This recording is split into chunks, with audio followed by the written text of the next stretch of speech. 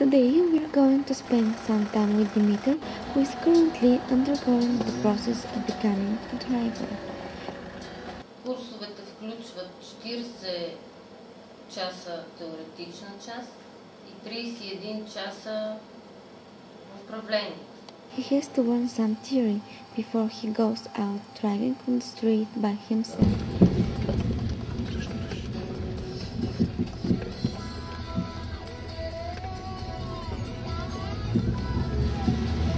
Is he really prepared? And are there allocated hours enough? Първи път беше доста стресирано. Естествено, за тези, които са малко, имат финансова възможност, могат да се подплатят допълнително часове, в зависимост от техното желание, или в момента, докато се прецени, че те са подготвени да излезат на пътя.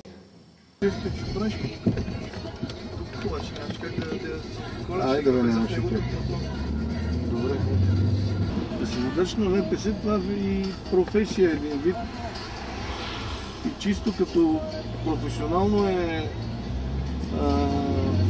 като занаят е тежък. Много е трудоемък. Това е малко така психомоторика, трябва да навяваме. Происшествията се предизвикват от много голяма самоувереност и от чувството за ненаказуемост при повечето случаи. 28 годишна възраст хората правят повече происшествия, отколкото тези с по-големи хора. Караме към кръговото на трето, там обръщаме посока.